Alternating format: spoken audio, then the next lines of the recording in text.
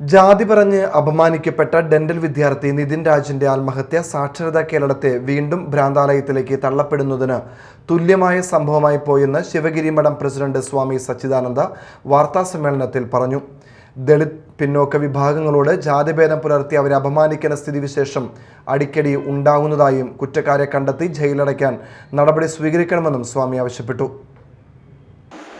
പണ്ടൊക്കെ സാമൂഹ്യമായ അന്തരീക്ഷത്തിൽ വഴിനടക്കാനും പള്ളിക്കൂടത്തിൽ പോകാനും അമ്പലത്തിൽ പോകാനും ഒക്കെ സ്വാതന്ത്ര്യമില്ലായിരുന്നുവെങ്കിൽ ഇപ്പോൾ ജാതി ആളുകളുടെ ഉള്ളിലേക്ക് ചേക്കേറിയിരിക്കുകയാണ്, മനസ്സിൽ കുടികൊള്ളുകയാണ്.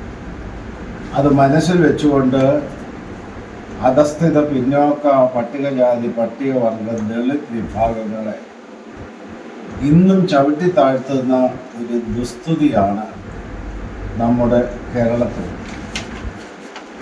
ഇതിനെ സംബന്ധിച്ച് ഗുരു ചൈതന്യ മഠത്തിൽ ചേർന്ന ഭക്തന്മാരുടെ യോഗം അപലപിക്കുകയും ഒരു പ്രമേയം അവിടെ അവതരിപ്പിച്ച് പാസാക്കുകയും ചെയ്തു.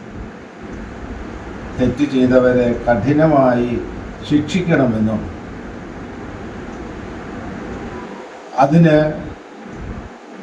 ആവശ്യമായ നടപടികൾ ഗവൺമെൻറ് കൈക്കൊള്ളണമെന്നും ഗവൺമെൻറ്റിനോട് ഞങ്ങൾ ആവശ്യപ്പെടുകയാണ്.